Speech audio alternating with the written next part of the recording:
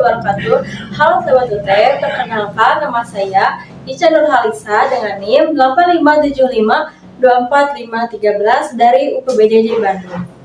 Di sini saya akan melakukan praktikum IPA di SD modul 7 tentang optik dan tugas praktikum sampai 1 tentang sifat cahaya. Apa itu optik? Optik adalah ilmu yang mempelajari sifat-sifat yang berkaitan dengan cahaya.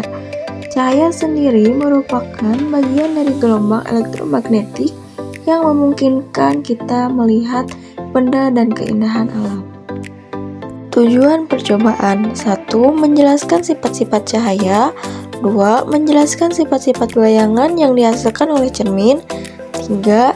Menghasilkan sifat-sifat bayangan dan dihasilkan oleh lensa. 4. Menentukan fokus cermin cekung. 5. Menentukan fokus lensa cembung.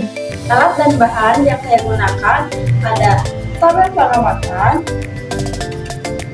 alat tulis, setter, lilin, celah cahaya, busur derajat, cermin, cermin cekung, dan cermin cembung.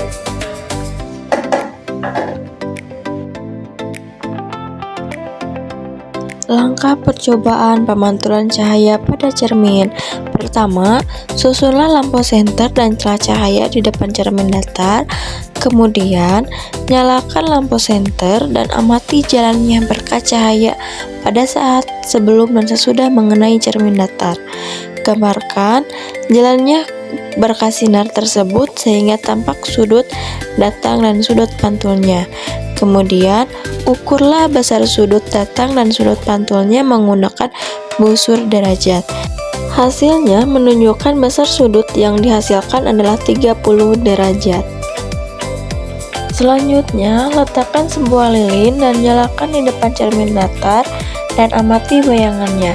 Catatlah sifat-sifat bayangan yang dibentuk oleh cermin datar tersebut.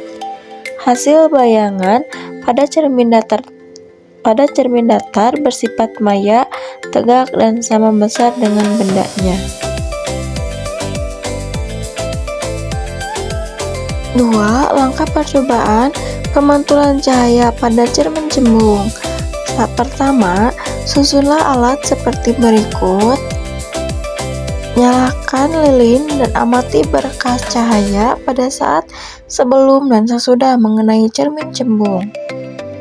Gambarkanlah jalan berkas sinar, catatlah sifat-sifat bayangan yang dibentuk oleh cermin cembung. Hasil menunjukkan cermin cembung memantulkan cahaya menyebar atau divergen dan bayangan yang terbentuk selalu bersifat maya dan tegak dan diperkecil.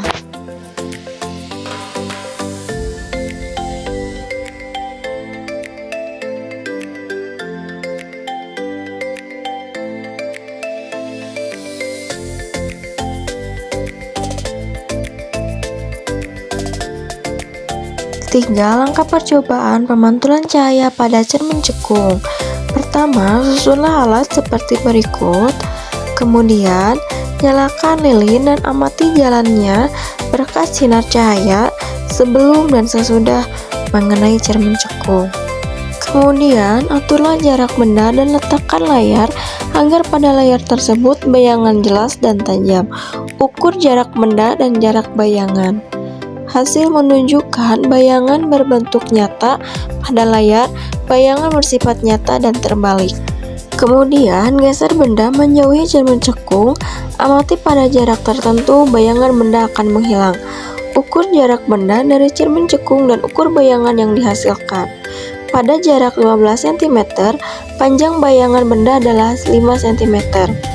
Pada jarak 20 cm, panjang bayangan benda adalah 4 cm.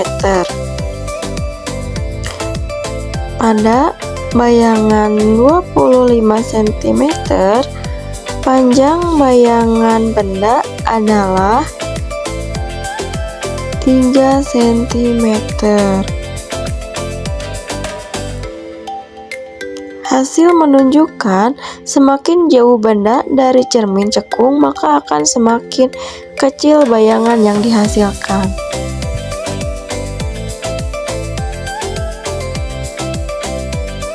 Kesimpulan: 1. Pemantulan cahaya pada cermin.